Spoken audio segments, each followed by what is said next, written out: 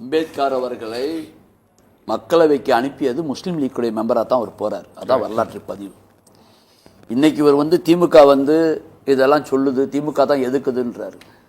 மணிப்பூர் விஷயத்தை பேசத்தொழு திமுக மாத்திரமல்ல, இந்தியாவில் உள்ள அனைத்து ஊடகங்களும், அனைத்து சமூக ஆளுநர்களும், அனைத்து கட்சிகளும் மணிப்பூர் விஷயத்தில் பிரதமர் தலையிட வேண்டும், கருத்து தெரிவிக்க வேண்டும் என்று கேட்டுக்கொண்டிருக்கிறார். இது பாராளுமன்றத்தை கிளிச்சிச்சு. இன்னைக்கு தமிழ்நாட்டில் நீங்க உள்ள வரவிடாம இருக்கிற திமுக போன்ற சனாதனத்தை எதிர்க்கக்கூடிய கட்சிகளால் தான் திமுக கொல்ல மரத்து மூலியமாக கூட உங்களால வர முடியவில்லை தமிழ்நாட்டில் என்பது உங்களுடைய அந்த தோல்வி. இதே பாஜக திமுக ஒரு சட்டமன்ற தேர்தலும் ஒரு பார்லிமெண்ட் கூட்டணி வைத்திருக்கலாம். அப்பதான் இழுத்ததா திமுக கூட்டணி இல்லாமல் தனியாக நிற்க தயாரா சொல்லுங்க. அது மோடி ஒவ்வொரு சொல்லிட்டு வந்ததுன்னா அனுமதிங்க சார், மாட புடிங்கிடுவாங்க, தாலியை புடிங்கிடுவாங்கன்னு சொன்னாரு. நான் சொல்றேன், பாஜக ஆட்சிக்கு வந்தால் ஒவ்வொரு வீட்டிலும் மனித உயிரை புடுங்கி விடுவார்கள். அது உங்களுடைய கற்பனை. மனித கற்பனை. இந்தியாவில் பாஜக இஸ்லாம் எல்லா மதமும் ஒருங்கிணைந்து செயல்படுகிறார்கள். உங்களுடைய கற்பனை வளர்த்த பிறகு அதாவது எதுக்கு ஒரு முறை வேணும். ஒரு நாடு உலக அளவிலே தன்னுடைய கலாச்சாரத்தை நிலைத்து வைத்துக் கொண்டிருக்க நிஜாமுதீன் சார் நீங்க காலக்கெடு வைக்கிறாங்க சரிங்களா? நீங்க ஒரு ராஜினாமா பண்ணல அப்படின்னா நாடு முழுவதும் போராட்டம் வெடிக்கும் அப்படிங்கிறாங்க. ஒரு குறிப்பிட்ட சிறப்புரிமை மீறல் கொண்டு வராரு, கார்கே கொண்டு வராரு, காங்கிரஸ் கட்சியினுடைய தலைவர். இது எல்லாம் இந்த அவையில் மெஜாரிட்டியாக இருக்கக்கூடிய இந்த நாடாளுமன்ற அவையில் இதெல்லாம் செல்லுபடியாகும்னு தோன்றீங்களா? ஒரு 2 நாள் 3 நாள் இது நாடாளுமன்றம் மட்டும் இந்த நாட்டுடைய மக்களவைன்னு ஒன்று இருக்கிறது, மக்களோட மக்கள் மன்றம் இருக்கிறது. சரி, இவர் 60-50% மேல ஓட்டு வாங்கி ஆட்சிக்கு வரல பாஜக. சரி சரி, இது மக்கள் இந்த நாட்டுடைய விதியில ஒரு குறிப்பிட்ட முக்கியமான விஷயம் என்னன்னு சொன்னாக்கா, இப்ப சமீபத்தில் மகாராஷ்டிரா தேர்தல் நடந்தது. 5 மணிக்கு ஓட்டெடுப்பு முடிஞ்ச பிறகு டோக்கன் கொடுத்த பிறகு 10% ஓட்டு விழுந்துச்சு, 10 விழுந்தது. இது இன்னொரு மாநிலத்தில் 1.5%. இது வரைக்கும் தமிழ்நாட்டில் ஓட்டு டைம் முடிஞ்ச பிறகு கொடுத்த டோக்கன்ல 1.5% மேல வாக்கு விழுவல. அப்ப இவிஎம் மிஷினால இவர்கள் ஆட்சிக்கு வருகிறார்கள் என்பதை மகாராஷ்டிரால அமைச்சர் நிர்மலா சீதாராமன் திமுக எப்படி ஆட்சி அமைச்சது, காங்கிரஸ் ஆட்சி அமைச்சது. ஆகவே இங்க பாருங்க, அவர் சொன்ன தகவல் இல்ல, இந்த நாட்டோட பினான்ஸ் மினிஸ்டரோட ஹஸ்பண்ட் சொன்ன தகவல். சீதாராமன் சொல்றாரு, அதை வேணா இல்லன்ட்டு பினான்ஸ் மினிஸ்டர் மறுக்க சொல்லுங்க, யாராவது ஒரு ஆள் மறுக்க சொல்லுங்க, தேர்தல் கமிஷன் மறுக்க சொல்லுங்க. சாயங்காலம் 5 மணிக்கு ஒரு வாக்குப்பதிவு முடிந்த உடனே ஒரு பர்சன்டேஜ் சொல்றாங்க, சாயங்காலம் 9 மணிக்கு ஒன்னு சொல்றாங்க. வாக்கெடுப்பு அன்னைக்கு பர்சன்டேஜ் மாறுது. எப்படி மாறும்? தேர்தல் ஆணையம் ஒரு நிமிஷம் சார், எப்படி தேர்தல் ஆணையம் மறுத்ததா?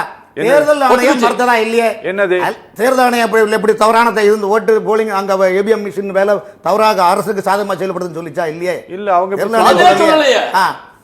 தேர்தல் ஆணையம் நிர்மலா சீதாராமனுடைய கணவர் சீதாராமன் அவர்கள் சொன்ன, அவரைத்தான் ஒரு மாண்புகள் சொல்லணும், மக்களோட அந்த மதிப்போட பேசக்கூடியவராக இருக்கிறார் சார். அவர் பேரு பிரபாகரன், மன்னிக்கணும், பிரபாகரனுடைய பேச்சு தெளிவான பேச்சு. அவர் கேட்கிறாரு, இந்த அர்த்தமெட்டிக் படி எப்படி ஒரு 10% ஓட்டு விழுந்தது. இதுவரைக்கும் இந்தியாவில் தேர்தல் பூத்து முடிஞ்ச பிறகு தேர்தலில் 1.5% மேல வாக்கு விழாத நேரத்தில் 10% வாக்கு ஈவேமிஷன் உதவியோடு கள்ள ஓட்டாக போடப்பட்ட காரணத்தால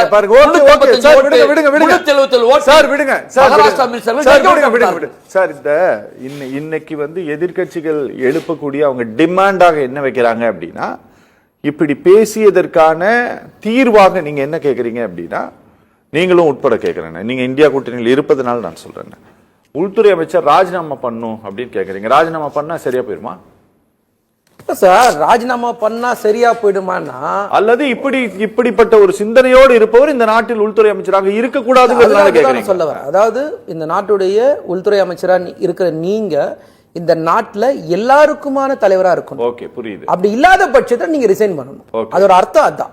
நீங்க ஒரு தலைவரை, ஒரு பெருந்தலைவரை நீங்க அந்த மாதிரி அவமதிக்கிறீங்கன்னா, அது சொல்ற மாதிரி போற போக்குலாம் சொல்லிட்டு போல பேசினா ஒத்துங்க. மறுநாள் என்ன சொல்றாரு அமித்ஷா, ஏஐல டெக்னாலஜில மாத்திட்டாங்களாம். ஒரு புல்டா விடுறதுக்கு ஒரு அளவு வேணா, கதை கொடுக்கறதுக்கு ஒரு அளவு வேணா, ஒரு நிமிஷம் கதை அளவு வேணா. அதாவது எல்லா வகையிலும் ஒரு தோத்த ஒரு ஆட்சி பாஜக. எல்லை பாதுகாப்பு இல்ல, பொருளாதாரம் விழுந்துடுச்சு, இந்த நாட்டோட ரூபாய் மதிப்பு விழுந்துடுச்சு, இந்த நாட்டில் விலைவாசியின்மை, வேலையின்மை, எல்லா இடத்துலையும் பாதுகாப்பு இல்லை, உள்நாட்டு பாதுகாப்பு இல்லை, வெளிநாட்டில் அண்டை எல்லைங்களா எல்லா வகையிலும் தோத்த ஒரு ஆட்சி எப்படிலாம் திசை திருப்ப முடியும்னு பார்த்து திசை திருப்புறத ஒரு நோக்கமாக வச்சிருக்காங்க. ஒரு தடவை இவங்க அடிப்பட்டாதான் எல்லாரும் அடங்குவாங்க, ஒருத்தர் பதவி பறிக்கப்பட்டாதான் எல்லாரும் அடங்குவாங்க அந்த கட்சியில். இது என்னன்னா நான் சொல்லக்கூடாதுன்னு பேசினேன். சகோதரர் சொன்னாரு, சரி பாபர் மசூதி அயோத்தி கோயில் சொன்னீங்க, காசி விஸ்வநாதர் கோயிலுக்கு என்ன சொன்னீங்க, கண்ணன் கோயில் கிருஷ்ண கோயிலுக்கு என்ன சொல்றீங்க, தாஜ்மஹாலுக்கு என்ன சொல்றீங்க? நீங்க பேசின ஒவ்வொன்றும் யாரையும் மறக்க மாட்டாங்க. இந்த நாட்டுல ஒரு மாநிலத்துல மட்டும் பொது சிவில் சட்டம் இல்ல. இப்ப ஒரு நிமிஷம், இந்த நாட்டுல ஒரு மாநிலத்துல மட்டும் மாட்டுக்கறி முழுசா தடை. என்னங்க இது? நாடு தானே இது? மனுஸ்மிருதி அடிப்படையில் இந்த இந்திய அரசியலமைப்பு சட்டம் கட்டப்படுங்கன்னு சொல்றாங்க.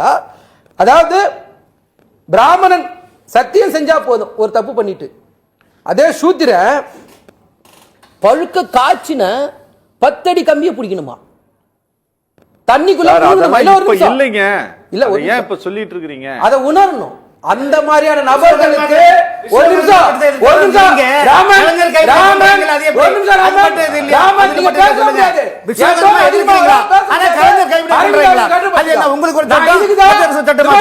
நான் முதல்ல தான் சொன்னேன், இதுக்குதான் நான் மனு தர்மத்தை படிச்சா நீங்க ரொம்ப வருத்தப்படுவீங்க. நான் ஒவ்வொரு லைன் பை லைன் படிப்பேன், ரொம்ப வருத்தப்படுவீங்க.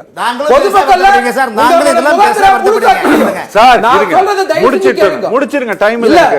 அதாவது இந்து மகாசபால இருந்து RSSல இருந்து இந்த நாட்டுல தேசிய கொடி ஏத்துனீங்களா? எப்ப ஏத்துனீங்க? எப்ப ஏத்துனீங்க? அதானே கேள்வி.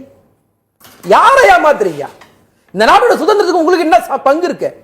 புல்புல் பறவையில பறந்து சவர்கர் இது வாங்கி கொடுத்தாரா? சவர்கர்ல விட நீங்க சுதந்திர கட்ட வாய மூடுங்க சார். ராமன் வாய மூடுங்க. ராமன் வாய மூடுங்க. சவர்கர் பத்தி பேசுறீங்க. உங்களை சார் உங்க கட்சியில ஒரு மணி நேரம் ஜெயிலுக்கு போய் சார் 50 ஆண்டு காலம் அந்தமான் செல்லறது இல்ல. மன்னர் திங்கரப்படி தேசம் பண்ணவர். அப்படிப்பட்ட சவர்கரை ஒரு மணி நேரம் அவனுக்கு மாட்டோம். சவர்கர் இந்த நாட்டின் குடிமகன். நீங்க பண்ற கூத்து மொத்தமா இந்த நாட்டு மக்கள் சிறையில் இருந்து வெள்ளைக்கார அரசுக்கு மன்னிப்பு கடிதம் எழுதி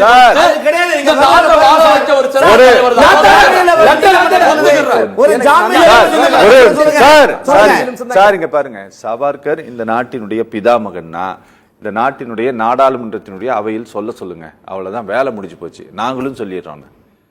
ஒரு நிமிஷம் இங்க பாருங்க, வாதம் காங்கிரஸ் கர்மாக்கள் தான் இன்னைக்கு மக்கள் இவ்வளவு அன்னம் பண்றாங்க.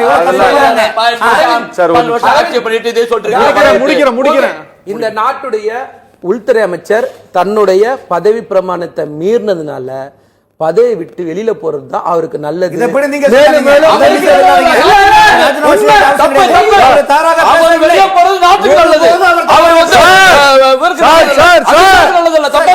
ஐயா நான் வரேன்.